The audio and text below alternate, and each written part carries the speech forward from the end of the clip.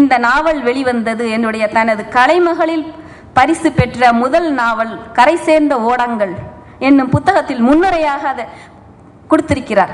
நான் தான் இணையத்தில் முதலில் வந்த ஒரு நிமிஷம் என்று கூறியவர். அடுத்து, நியூசிலாந்தில் இருக்கும் துளசி தளம் என்னும் பதிவை வைத்திருக்கும் துளசி கோபால் அவர்கள் 1000 பதிவுகள் கொடுத்திருக்கிறார். அவருடைய புத்தகமும் வலைப்பதிவில் எழுதப்பட்டது மட்டுமே 2 புத்தகங்களாக, என் செல்ல செல்லங்கள் நியூசிலாந்து என்னும் 2 புத்தகங்களாக சந்தியா பதிப்பக வெளியீடாக வந்திருக்கிறது. உருவாக்குகிறது. தமிழனை இத்தனை குழந்தைகளை பெற்றெடுக்கிறாள், சலிப்பில்லாமல் வளர்த்தெடுக்கிறாள்.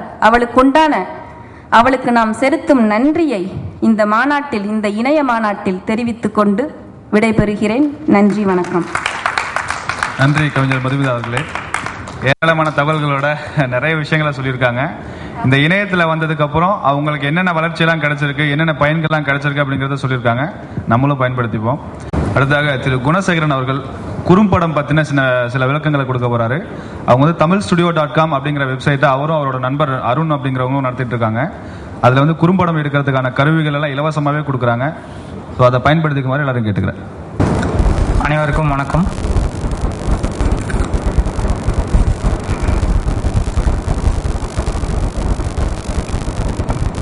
tamilstudio.com இது வந்து குறும்படங்களுக்கும் இலக்கியங்களுக்குமான தனிமையான ஒரு இணையதளம்.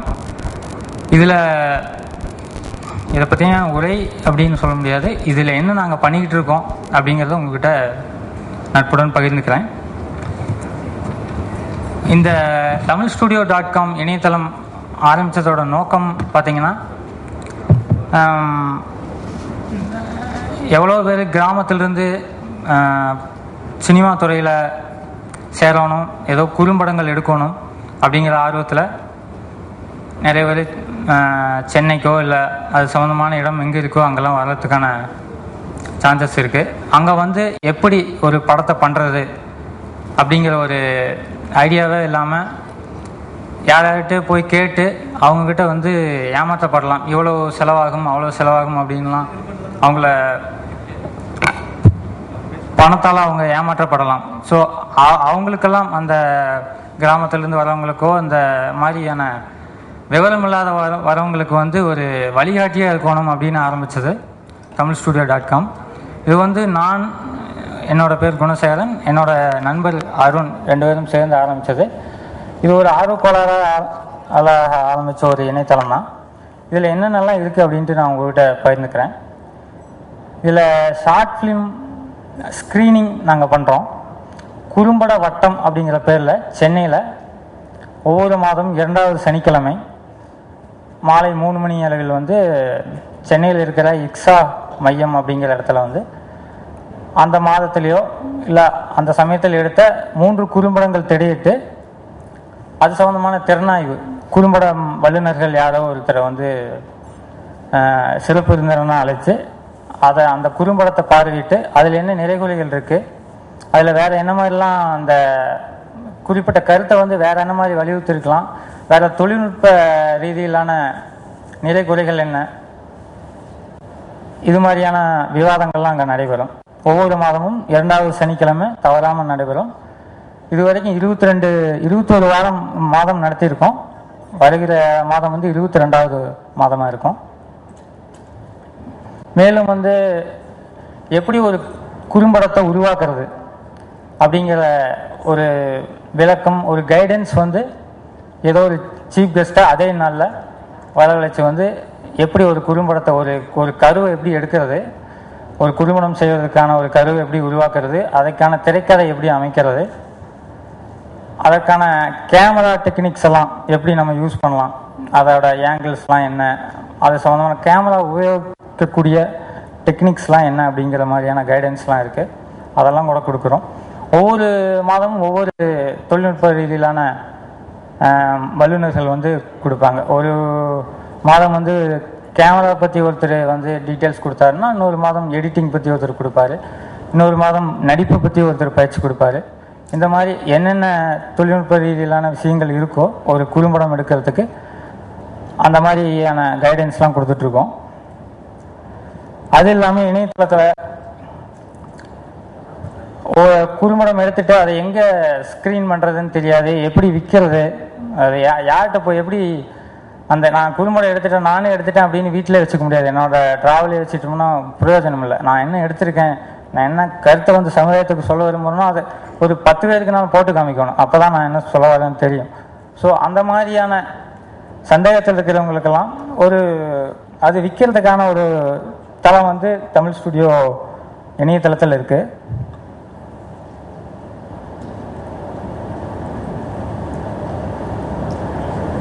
நீங்கள் இப்போ ஸ்க்ரீனில் பார்க்குறதுனா குறும்படத்துக்கான முகப்பு பகுதி இதுதான் குறும்படத்துக்கானது. ஸோ அதில் வந்து விற்கிறதுக்கான ஆப்ஷன்ஸ் இருக்குது. மேலும் வந்து ஆன்லைன்லேயே வந்து நீங்கள் கேமரா எப்படியெல்லாம் ஹேண்டில் பண்ணணும், ஷார்ட்ஸ்லாம் எப்படி வைக்கணும், வேறு என்ன டெக்னிக்கலான விஷயங்கள்லாம் கேமராவில் இருக்குது. அதை பற்றி வந்து ஆன்லைன்லேயே ஃப்ரீயாக வந்து படிச்சுக்கிறதுக்கான ஆர்டிகிள்ஸ்லாம் இருக்குது, அதெல்லாம் படிக்கலாம்.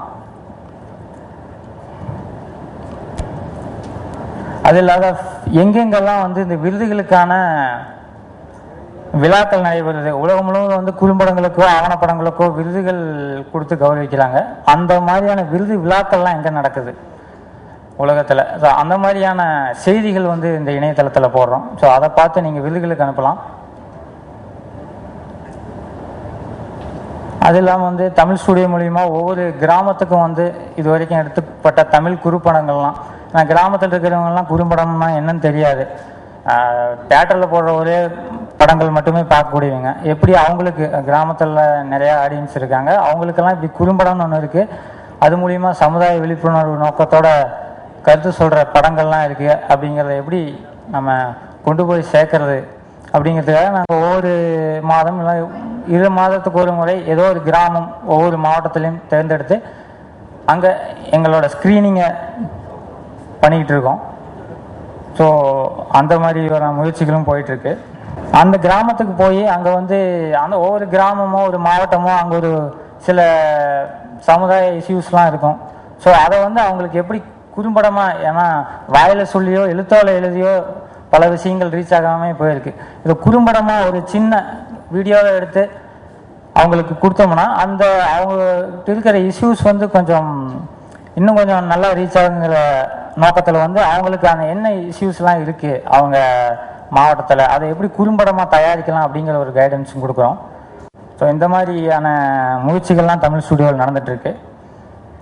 அதே போல் சென்னையில் வந்து ஒவ்வொரு மாத பௌர்ணமியிலையும் பௌர்ணமி இரவு அப்படிங்கிற ஒரு விழா வந்து இரவில், பௌர்ணமி அன்னைக்கு இரவில் ஒரு கட்டடத்தோட மொட்டை மாடியில் ஒரு புல்வெளி தடை இருக்குது. அந்த தடையில் வந்து நாங்கள் உலக திரைப்படங்கள், உலக குறும்படங்கள், தமிழில் எடுக்கப்பட்ட ரேரான மக்கள் பார்த்திராத திரைப்படங்கள்லாம் அங்கே வந்து திரையிட்டு அந்த படத்தோட மகத்துவம் என்ன, அதில் எந்த மாதிரியான விஷயங்கள்லாம் சொல்லப்பட்டிருக்கு அப்படிங்கிறத வந்து அந்த துறை சார்ந்த சிறப்பு விருந்தினர்கள் யாராவது கூப்பிட்டு கௌரவித்து அதை பற்றியான ஆலோசனை கூட்டமும் அங்கே நடைபெறும். ஒவ்வொரு பௌர்ணமி இரவும் வந்து நடைபெறுது. இந்த மாதம் வந்து வருகிற சனிக்கிழமை அங்கே நடைபெறுகிறது. இந்த மாதிரியான முயற்சிகளும் நடக்கிறது. மேலும் வந்து படைப்பாளிகளை கௌரவப்படுத்தணும் அப்படிங்கிற ஒரு நோக்கத்தில் வந்து வருகிற ஆகஸ்ட் மாதம் வந்து லெனின் அவார்டு அப்படிங்கிற ஒரு அவார்டு வந்து, லெனின் அப்படிங்கிற அவர் தான் வந்து குறும்படத்துறையில் வந்து ஒரு முன்னோடி அப்படின்னு சொல்லலாம். அவர் எடுத்த நாக் அவுட் அப்படிங்கிற ஒரு படம் தான் முதல் முயற்சின்னு நினைக்கிறேன் குறும்பட துறையில். அந்த படத்துக்கு தேசிய விருது கூட, இந்திய தேசிய விருது கிடச்சிருக்கு. ஸோ அவர் இந்த மாதிரியான துறையில் இருக்கிற ஒரு படைப்பாளி வந்து கௌரவப்படுத்தணும் அப்படிங்கிற ஒரு முயற்சியில் வந்து அவருக்கு வந்து வருகிற ஆகஸ்ட் மாதம் வந்து அவருக்கு கௌரவிக்கிற விதத்தில் வந்து ஒரு 10,000 ரூபாய் ஒரு அன்பளிப்போட ஒரு கௌரவ விருது அளிக்கிறாங்கன்னு ஒரு எண்ணங்களோட தமிழ் ஸ்டுடியோவில் இருக்குது. அதை தொடர்ந்து வர வருடங்களில் அவர் பெயரை சொல்லி சிறந்த